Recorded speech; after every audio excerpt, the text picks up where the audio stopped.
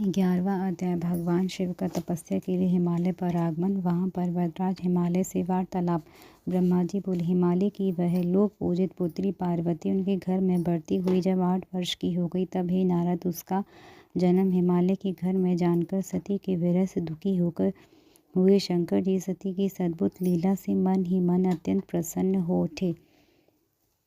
उसी समय लौकिक गति का आश्रय लेकर शंभु ने अपने मन को एकाग्र करने के लिए तप करने का विचार किया। नंदी आदि कुछ शांत श्रेष्ठ पार्षदों को साथ लेकर वे हिमालय के गंगा अवतार नामक उत्तम शिखर पर गए। ही मुनि, वहाँ पूर्व काल में ब्रह्म धाम से प्रवाहित होकर समस्त पाप राशि का विनाश करने के लिए परम पावनी गंगा गिरी थी। जितेंद्रिय हर ने वहीं रहकर तपस्या आरंभ की।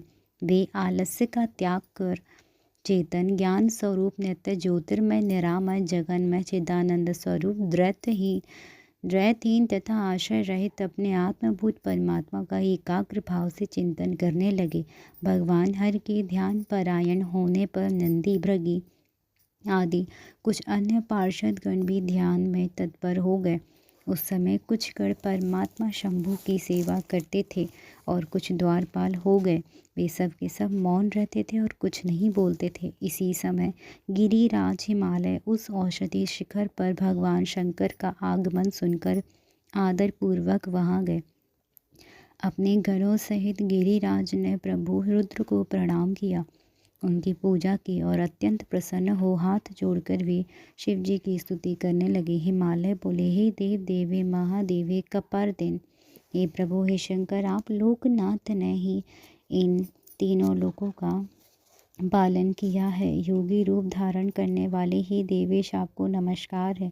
निर्गुण सगुण विहार करने वाले आपको नमस्कार है। हे शंभु, आप कैलाशवासी सभी लोकों में विचरण करने वाले लीला करने वाले त्रिशूलधारी परमेश्वर को नमस्कार है। परिपूर्ण गुणों के आकार विकार रहे, सर्वथा इच्छा रहित होते हुए भी इच्छा वाले और धैर्यवान आप परमात्मा को नमस्कार है।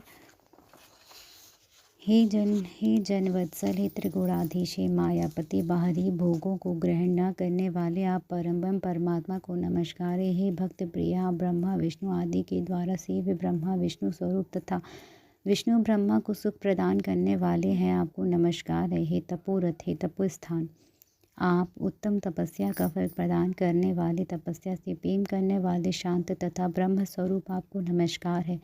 व्यवहार तथा लोकाचार करने वाले आप सगुण परेश परमात्मा को नमस्कार है। हे महेश्वर, आपकी लीला का कोई जान नहीं सकता। यह साधुओं को सुख देने वाली है और आप भक्तों के अधीन स्वरूप वाले तथा भक्तों के वश में होकर कर्म करने वाले हैं।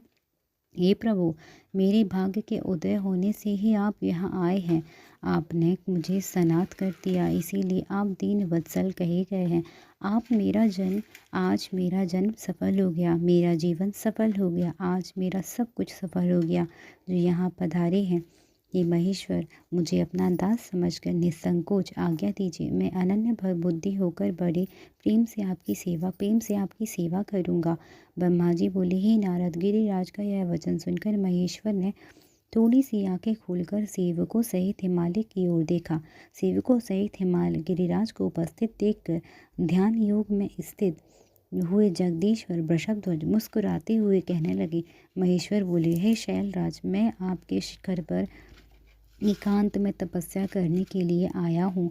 आप ऐसा प्रबंध कीजिए जिससे कोई भी मेरे निकट न आ सके। आप महात्मा तपस्या की धाम तथा मुनियों, देवताओं, राक्षसों और अन्य महात्माओं का सदा आश्रय देने वाले हैं। आप द्रजाति के सदा निवास स्थान है। गंगा में सर्वदा पवित्र, दूसरों का उपकार करने वाले तथा संपूर्ण पर्वतों के सामर्थ्यशाली राजा हैं। हे गिरिराज, मैं चित्त को नियम में रखकर यहाँ गंगावतरण स्थल में आपके आश्रित होकर बड़ी प्रसन्नता के साथ तपस्या करूँगा। हे शैलराज, गिरि से साधन से यहाँ मेरी तपस्या बिना किसी विघ्न के हो सके, उसे इस समय आप सर्वथा यत्न पूर्वक कीजिए। हे पर्वत प्रवर, मेरी यह सबसे बड़ी सेवा है। आप अपने घर जाइए और उसका उत्तम प्रीति से यत्न पूर्वक प्रबंध कीजिए। ब्रह्मा जी बोले, हे नारद, ऐसा कहकर सृष्टि करते हुए जगदीश्वर चुप हो गए। तब गिरिराज ने शंभु से प्रेम पूर्वक यह बात कही। हिमालय बोले, हे जगन्नाथ, हे परमेश्वर, आज मैंने आपका स्वागत पूर्वक पूजन किया, यही मेरे लिए महान सौभाग्य की बात है। अब मैं अपने देश में उपस्थित आपसे क्या प्रार्थना करूँ। हे महेश्वर, बड़े बड़े यत्न का आश्रय लेने वाले देवता लोग महान तप के द्वारा भी आपको नहीं पाते, वे आप स्वयं उपस्थित हो गए हैं। मुझसे बढ़कर कौन सौभाग्यशाली नहीं है, कोई सौभाग्यशाली नहीं है और मुझसे बढ़कर कोई पुण्यात्मा भी नहीं है जो आप मेरे पृष्ठभाग पर तपस्या के लिए उपस्थित हुए हैं।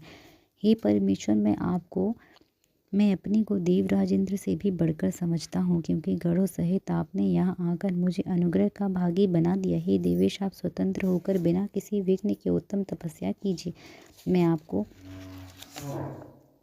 आपका दास हूँ, अतः सदा आपकी सेवा करूँगा। ब्रह्मा जी बोले, हे नारद, ऐसा कहकर वे गिरिराज तुरंत अपने घर आ गए और उन्होंने अपनी प्रिया के बड़े आदर से वहाँ सारा वृतांत सुनाया। तत्पश्चात शैलराज साथ जाने वाले परिजनों को तथा अपने समस्त गणों को बुलाकर उनसे भली भांति कहने लगे। हिमालय बोले, मेरी आज्ञा से आज से कोई भी गंगावतरण नामक मेरे शिखर पर ना जाए, यह मैं सत्य कह रहा हूँ। यदि कोई व्यक्ति वहाँ जाएगा तो मैं उस महादुष्ट को विशेष रूप से दंड दूंगा, यह मैंने सत्य कहा है। हे मुनि, इस प्रकार अपने समस्त गणों को शीघ्र ही नियंत्रित करके हिमवान ने विघ्न निवारण के लिए जो सुंदर प्रयत्न किया, उसे आपको बता रहा हूँ, आप सुनिए। जय जय श्री शिव। महापुराण 11वें अध्याय की जय।